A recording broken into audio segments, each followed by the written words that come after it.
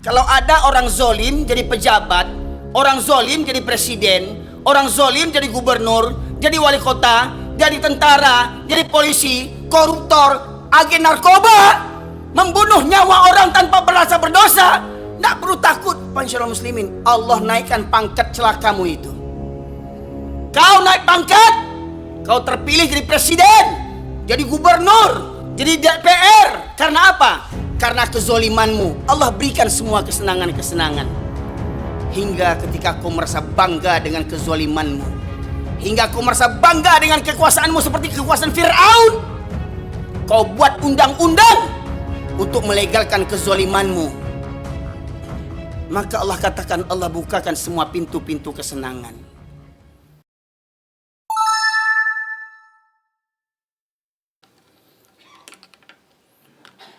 Alhamdulillah, nahmaduhu wa nasta'inuhu wa nastaghfiruh, wa na'udzu billahi min syururi anfusina wa min sayyiati a'malina. May yahdihillahu fala mudilla lahu wa ma yudlilhu fala hadiyalah.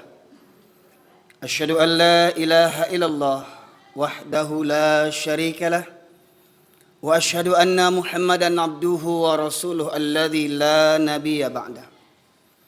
Allahumma salli wa sallim ala nabiyyina Muhammad wa ala alihi wa sahbihi ajma'in. Qala Allah Ta'ala fil Qur'anil Karim, a'udzu billahi minasy syaithanir rajim. Ya ayuhan nasu taqu rabbakumul ladzi khalaqakum min nafsin wahidah wa khalaqa minha zawjaha wa batha minhuma rijalan katsiran wa nisaa'a. Wattaqullaha alladzi tasaaluna bihi wal arham innallaha kana 'alaikum raqiba. Wa qala ya ayyuhalladzina amanu taqullaha haqqa tuqatih wa la tamutunna illa wa antum muslimun. Amma ba'du ma'asyiral muslimin, usikum wa iyaya bitaqwallahi faqad fazal muttaqun. Kama qala Allah Ta'ala, inna akramakum indallahi atqakum. Masyaallah muslimin, jamaah Jumat rahimakumullah. Bersyukur kita kehadirat Allah Subhanahu wa taala karena sampai detik ini Allah masih melimpahkan berbagai nikmatnya kepada kita sekalian. Terutama nikmat iman dan Islam, nikmat kesehatan dan kesempatan, hingga dari sekian banyak hamba Allah yang mengaku beriman. Dari sekian banyak hamba Allah yang mengaku beriman, Allah pilih kita di antara mereka yang meringankan langkah kakinya, menghadirkan ruh dan jasadnya, menyahut seruan Allah Subhanahu wa taala untuk menghidupkan hati demi meraih kebahagiaan dunia dan di akhirat. Salawat dan salam kita aturkan kepada junjungan kita Nabi besar Muhammad sallallahu alaihi wasallam, yang dengan diutusnya beliau menjadi rahmat bagi seluruh sekalian alam. Masyaallah muslimin, tema khutbah Jumat kita pada kesempatan kali ini membahas seputar wabah virus penyakit al-wahan yang merebak di tengah-tengah kaum muslimin. Dulu beberapa tahun yang lalu kita diguncangkan dengan wabah virus corona. Hingga akhirnya masjid-masjid ditutup, bahkan pelaksanaan ibadah haji dan umroh pun ditiadakan. Begitu takutnya manusia menghadapi kematian. Namun anehnya, di masjid orang berjarak bermeter-meter, tetapi di pasar mereka tidak ada batasnya. Masyaallah muslimin rahmati oleh Allah, bagaimanapun kematian akan datang kepada kita, kena corona ataupun tidak. Namun kita melihat ketika corona terjadi, sungguh miris kita melihat orang-orang yang mati dikarenakan, saya katakan mati dikarenakan, ya. Hingga akhirnya mereka tidak diselenggarakan sebagaimana fardu kifayah yang semestinya. Tidak dapat keluarga melepas kepergian saat sakaratul maut. Tidak dapat keluarga mungkin mencium dengan kasih sayang terakhir kalinya. Tidak dapat keluarga memandikan, mengafankan, menyolatkan, bahkan menguburkan. Itu merupakan suatu kedahsyatan bagi kita. Namun ternyata ada yang lebih dahsyat daripada itu. Dan corona itu tidak seberapa masyarakat muslimin. Kalaupun kita mati mungkin karena corona, tetapi apabila iman ada dalam hati kita, maka tidak perlu kita khawatirkan. Mati karena corona kah? Mati karena hancur ditembak bom kah? Mati berserakan-kah tubuh kita, isi perut kita? Itu tidak akan mengapa bagi orang yang beriman. Itu sangat kecil apabila iman, tauhid masih bersemayam dalam kolbu kita. Karena Rasulullah pernah bersabda, "Fa innallaha harrama 'alan nar man qala la ilaha illallah yabtaghi bidzalika wajhallah." Sesungguhnya Allah mengharamkan untuk neraka bagi siapa saja yang mengucapkan la ilaha illallah ikhlas dari hatinya, dan dengan ucapan itu dia hanya mengharapkan ridha Allah semata. Bagaimanapun kematiannya, asalkan hakikat la ilaha illallah terpatri dalam jiwanya, maka sungguh Allah haramkan untuknya neraka. Sedetik pun tidak akan dijamah oleh neraka. Pertanyaannya masyarakat muslimin, adakah kita benar mengucapkan kalimat la ilaha illallah? Tidak ada ilah Tuhan selain daripada Allah. Benarkah kita memilih Islam sebagai agama yang terbaik satu-satunya? Innad dina indallahil Islam. Sesungguhnya agama yang diterima oleh Allah hanyalah agama Islam. Benarkah kita mengucapkan ikrar, raditu billahi rabba wa bil islami dina wa bi Muhammadin nabiyya wa rasula. Aku redha Allah sebagai Rabbku, Islam sebagai agamaku, Muhammad sebagai nabi dan Rasulullah.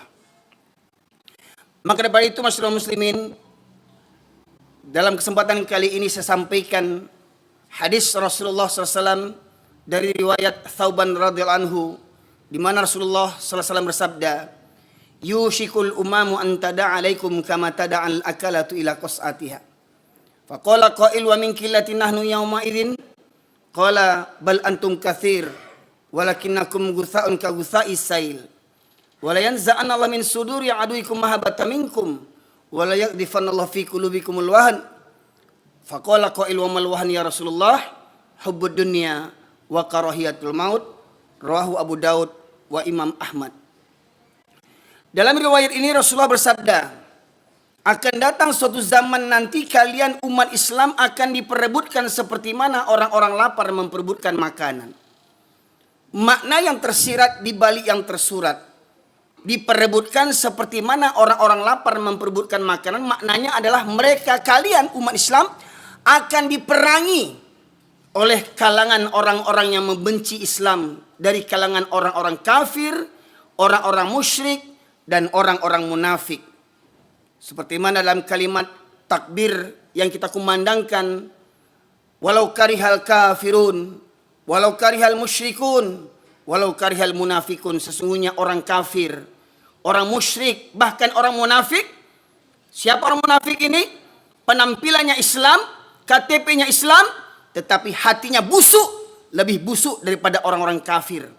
Berada dalam barisan kita, berada dalam saf kita, penampilannya sama dengan kita, janggutnya panjang, jubahnya labuh, jidatnya hitam, tetapi mentalnya mental munafik, masyaallah muslimin. Sidang jamaah Jumat rahimakumullah. Dalam hadis ini Rasul menegaskan, akan datang nanti masanya kalian umat Islam akan diperangi seperti mana orang-orang lapar memperebutkan makanan, hingga Islam itu hancur berserakan menjadi serpihan-serpihan kecil. Lantas ada sahabat yang bertanya, apakah ketika itu jumlah umat Islam minoritas ya Rasulullah? Apakah ketika itu umat Islam jumlahnya sedikit? Bahkan kata Rasulullah, ketika itu kalian jumlahnya banyak, kalian jumlahnya mayoritas di negeri itu, tapi banyaknya kalian seperti buih di atas air.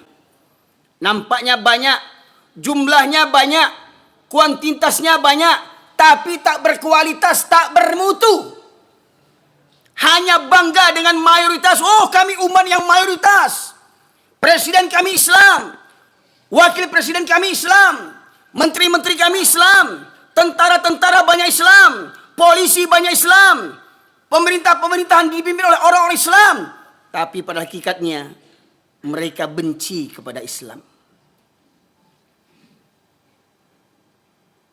Itulah orang-orang munafik, masyaallah muslimin. Negeri yang mayoritas muslim terbesar di dunia tapi bermental munafik.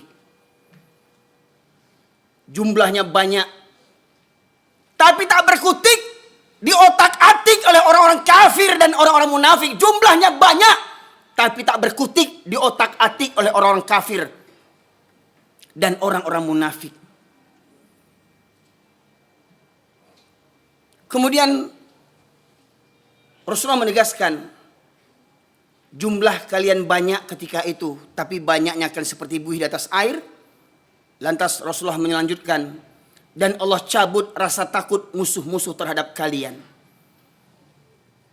Kalimatnya, Allah cabut rasa takut musuh-musuh terhadap kalian. Karena pada hakikatnya, orang-orang kafir, orang-orang musyrik dan munafik, pada hakikatnya mereka lebih takut kepada manusia dibandingkan kepada Allah Subhanahu wa taala. Coba lihat betapa banyak bawahan takut dengan atasan, diperintah untuk berbuat zalim.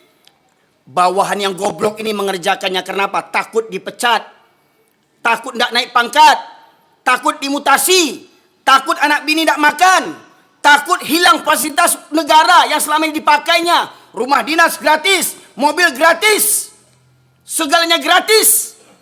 Demi itu mereka mau taat kepada atasannya, tetapi mereka tak takut kepada Allah Subhanahu wa taala. Betapa banyak mental orang Islam seperti begitu hari ini, masyaallah muslimin. Tak tanggung, penampilan gagah, perkasa, pangkat tinggi, ya, tetapi goblok. Karena apa? Karena takut dipecat sama atasan, takut tidak makan, takut miskin, takut mati kelaparan. Tapi tidak takut kepada Allah Subhanahu wa taala.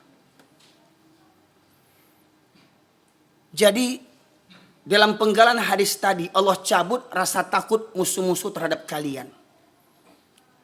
Jadi maknanya orang kafir yang segelintir itu, orang kafir yang sedikit itu, tidak merasa takut berada di tengah negeri yang penduduknya mayoritas Islam. Karena apa? Karena mayoritas umat Islam di negeri itu adalah orang-orang yang cinta dunia dan takut mati. Demi pangkat dan jabatan, rela memberikan suap kepada rakyat. Demi apa? Tolong coblos saya nanti. Ketika pileg, ketika pilpres, ini dananya sekian, modal pemilu sekian, miliar-miliaran, triliun-triliunan untuk modal pemilu. Demi apa? Menyogok, menyumbat mulut-mulut rakyat.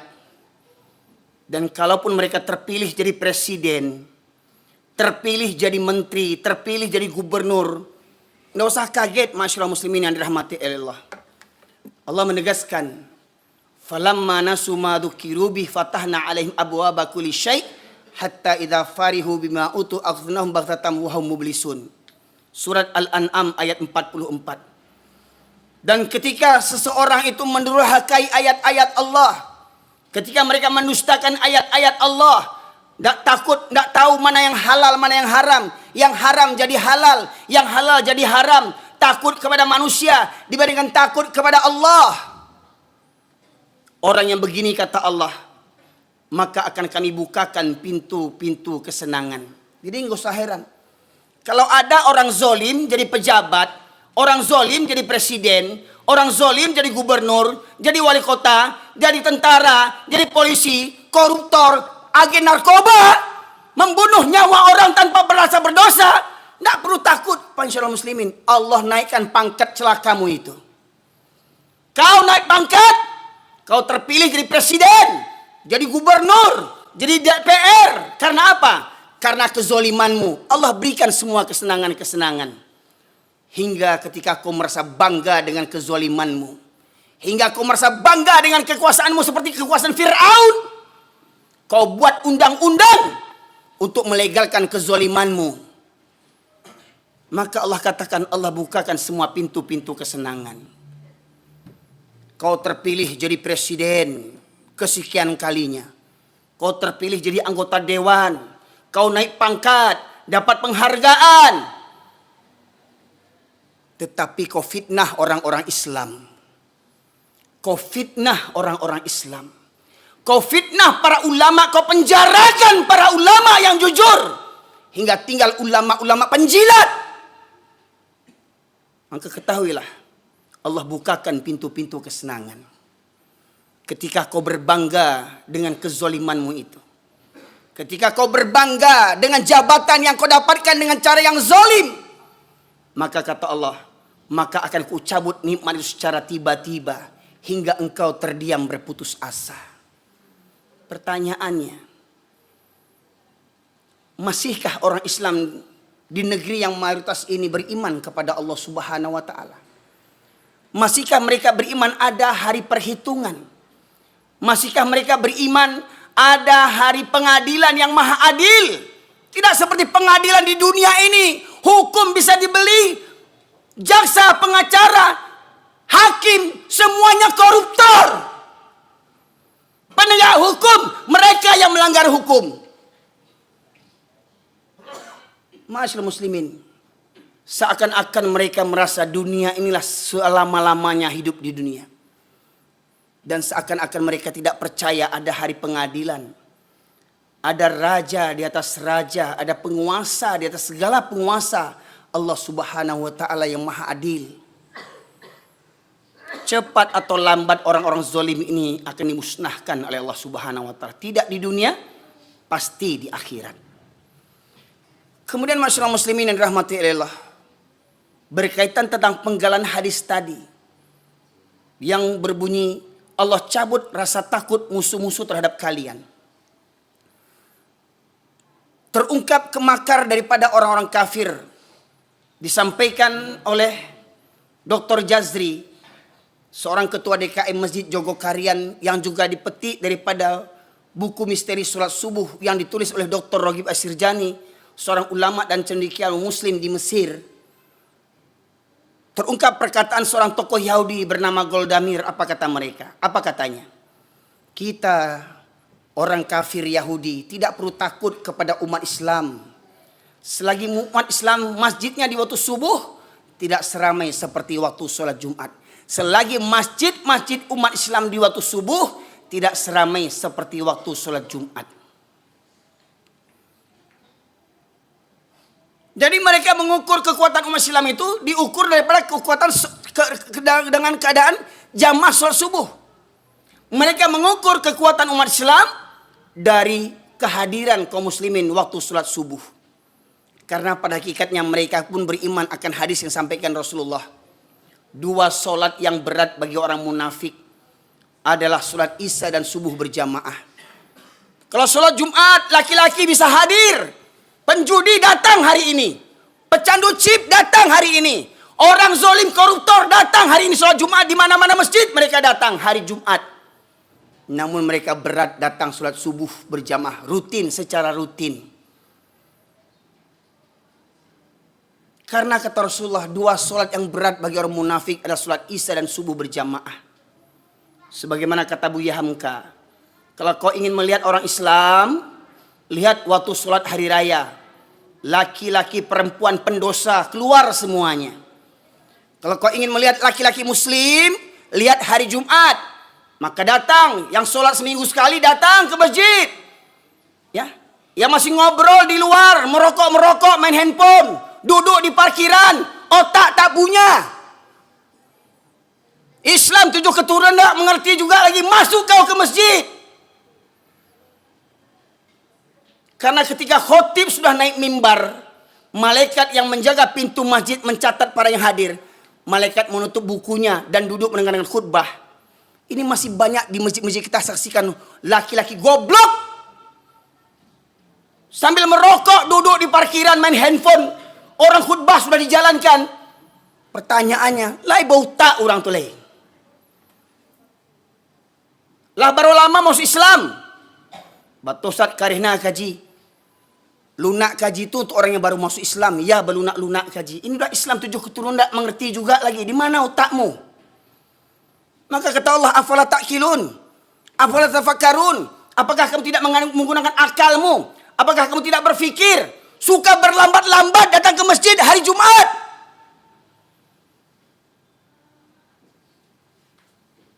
Jumlah banyak, tapi bagaikan buih. Bahkan kita melihat masih ada orang Islam yang sekeluyuran bawa angkot, bawa mobil, bawa motor kemana-mana. Sementara sholat Jumat sudah ditegakkan, khutbah sudah dijalankan. Bagaimana mungkin ada orang Islam 7 keturunan sholat seminggu sekali, kalau hari Jumat tidak sholat dia. Coba bayangkan. Oh kareh benar kaji kau, utak awak tu yang kareh.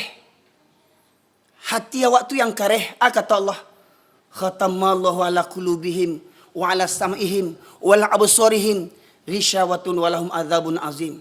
Allah kunci mati hatinya, pendengarannya dan penglihatannya, baginya azab yang pedih. Juga Allah menegaskan kepada orang-orang yang tidak tergerak hatinya ketika Allah memanggil dengan kumandang azan. Di masa sahabat ada namanya Abdullah bin Ummi Maktum. Menghadap Rasulullah dia berkata, "Ya Rasulullah, engkau tahu aku ini orang tua yang buta." Abdullah bin Ummi Maktum, orang tua lagi buta. "Aku tinggal sebatang kara. Rumah jauh dari masjid. Dari rumah menuju ke masjid jalan berliku-liku dan banyak binatang berbisa. Ada 6 kendalanya. Yang pertama dia buta. Yang kedua tua. Yang ketiga tinggal sebatang kara. Yang keempat rumah jauh dari masjid. Yang kelima jalan berliku-liku. Yang keenam banyak binatang berbisa di perjalanan." Meminta menghadap kepada Rasulullah, "Ya Rasulullah, bolehkah aku sholat di rumahku?" Apa kata Rasulullah? "Apakah engkau mendengar seruan azan?" "Dengar ya Rasulullah." "Maka tidak ada keringanan bagimu untuk sholat di rumahmu." Orang tua buta tak dapat keringanan sholat di rumah. Pertanyaannya, orang yang masih muda, mata sehat, rumah dekat, kendaraan banyak, anak banyak, menantu banyak, cucu banyak, kemenakan banyak, rumah bertetangga dengan masjid, berkumandang azan, tak berangkat ke masjid. Apamu yang buta? Apamu yang buta? Subuh tadi, kemana para laki-laki kaum muslimin? Subuh tadi, berapa banyak yang hadir ke masjid? Ma'asyiral muslimin, subuh tadi, berapa banyak yang hadir ke masjid? Maka ma'asyiral muslimin yang dirahmati oleh Allah, kebodohan ini, kebodohan kaum mayoritas yang berbangga dengan jumlahnya banyak tapi mentalnya mental kerupuk. Jumlah mayoritas tapi mental minoritas. Jumlah mayoritas tetapi diatur oleh orang kafir yang minoritas. Diatur oleh orang kafir yang punya modal untuk kekuasaan. Demi pangkat dan jabatan, demi anak dan istri. Takut mati kelaparan, akhirnya apa? Menggadaikan iman dan akidah. Maka Rasulullah menegaskan, kalau seandainya mereka mengetahui keutamaan 2 sholat tadi, Isya dan subuh berjamaah, niscaya mereka akan mendatanginya walaupun dengan merangkak. Betapa banyak orang bisa berangkat pagi-pagi subuh-subuh untuk ke kantor. Berapa banyak orang bisa pagi-pagi datang ke bandara takut terlambat naik pesawat. Berapa banyak anak buah datang dipanggil oleh majikannya, oleh atasannya, siap walaupun jam berapapun siap dipanggil oleh atasannya. Tetapi ketika Allah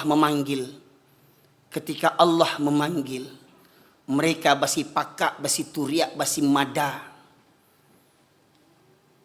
Maka renungkan firman Allah dalam khutbah Jumat ini. Surat Al-A'raf ayat 179 yang sengaja di mana-mana saya sampaikan. Menggambarkan tentang kehinaan orang-orang Islam yang mengabaikan Al-Quran. Surat Al-A'raf ayat 179 Allah berfirman, "A'udzu billahi minasyaitonir rajim. Wa laqad dzara'na li jahannama katsiran minal jinni wal ins. Lahum qulubun la yafqahuna biha, wa lahum a'yunun la yubsiruna biha, wa lahum adhanun la yasma'una biha. Ulaika kal an'am bal hum adall. Ulaika humul ghafilun." Dan sungguh akan kami penuhkan neraka jahanam banyak dari kalangan jin dan manusia.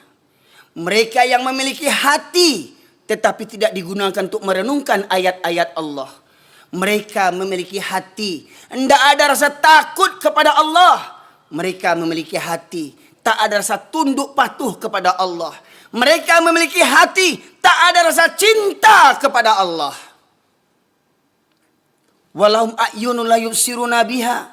Mereka punya mata, tidak melihat pelajaran dari ayat-ayat kebesaran Allah. Gempa terjadi, tsunami terjadi, galodoh terjadi, longsor, banjir, berbagai macam musibah terjadi. Tidak juga menggerakkan hatinya untuk tunduk patuh kepada Allah Subhanahu wa taala.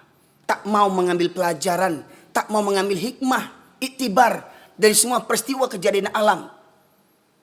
Walahum adhanun la yasma'una biha. Mereka yang punya telinga tetapi tidak digunakan untuk mendengarkan ayat-ayat Allah. Ada yang datang hari Jumat tetapi hatinya entah di mana-mana. Ada yang datang mendengarkan khutbah, tapi dia sibuk ngobrol di mana-mana. Ada yang tiduran, ada yang ngantuan, cuman pindah tidur, cari tempat yang bisa bersandar, tempat yang nyaman, cuman pindah tidur.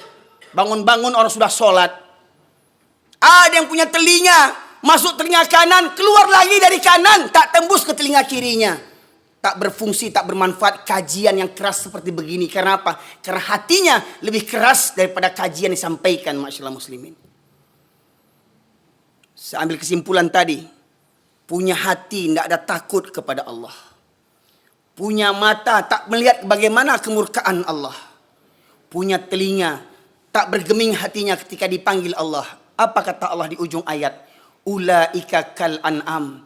Mereka seperti binatang ternak, bahkan lebih sesat, lebih hina daripada binatang lagi. Pertanyaannya, yang rumahnya bertetangga dengan masjid, tidak berangkat ke masjid, manusia apa binatang? Orang yang kerja di masjid, contoh simpel mohon maaf, kuli bangunan, dapat proyek renovasi masjid, masuk waktu sholat, apa kata mandornya kepada anak buah? Hei, berhenti kalian kerja, jangan ribut, orang sholat. Orang pada sholat, kuli-kuli bangunan itu tak sholat. Pertanyaannya, kenapa? Karena kuli bangunan itu bukan orang, dia binatang. Kerja di masjid tak tergerak juga hatinya untuk sholat, masyaallah muslimin. Bayangkan, tinggal berwudu masuk, sementara orang jauh-jauh datang ke masjid.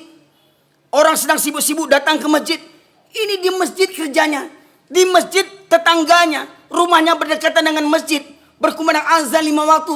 Tak berangkat ke masjid. Tapi kurang ajarnya. Sekali ke masjid di depan imam tegaknya. Sekali ke masjid di depan imam berbaringnya. Betapa kurang ajarnya. Semasa hidup malas ke masjid. Sekali ke masjid berbaring di depan imam. Tak ada adabnya. Itu manusia yang malas sholat. Masyaallah muslimin. Maka orang yang tak peduli dengan keutamaan sholat berjamaah, orang yang tak tergerak hatinya dipanggil untuk sholat berjamaah 5 waktu. Ingat, bukan kata saya, firman Allah surat Al-A'raf 179. Mereka seperti binatang, bahkan lebih sesat, lebih hina daripada binatang lagi.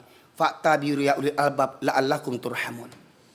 Allahumma salli wa sallim wa zid wa an'im wa tafaddal wa barik bijalalika wa kamalika ala zahir ubalik Abi Qasim sayyidina wa maulana Muhammad salli wa sallim radiyallahu tabaraka wa ta'ala an kulli sahabati rasulillahi alaihim ajma'in.